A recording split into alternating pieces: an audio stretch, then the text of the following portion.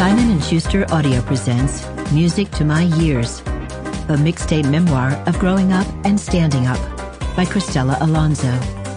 Read by the author.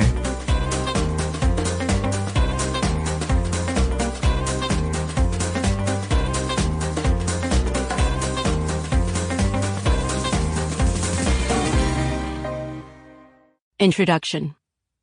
In the beginning. I'm sitting in my living room having just finished a bag of flaming hot Cheetos that I dipped into melted nacho cheese.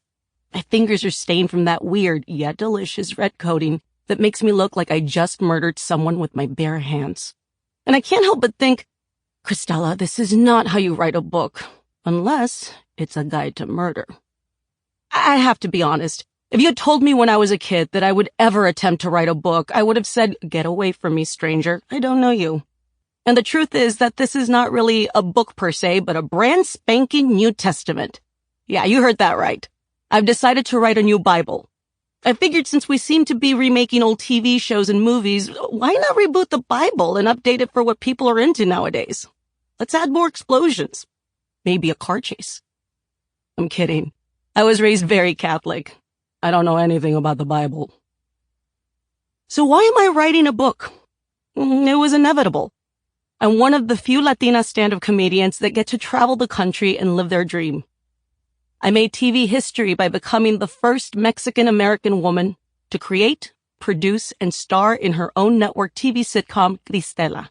Named after me, of course, not some other Cristela. I was also the first Latina lead in a Disney Pixar release when I got the opportunity to voice the character of Cruz Ramirez in a little movie called Cars 3.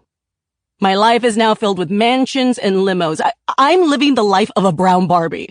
Isn't that exciting? I know. I'm so successful. Kidding again.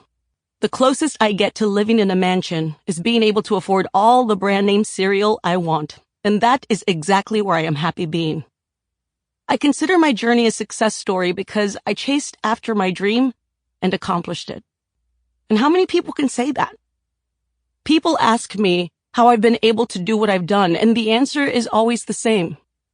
I have no clue. I mean it. There is no map I can give people to show them my path.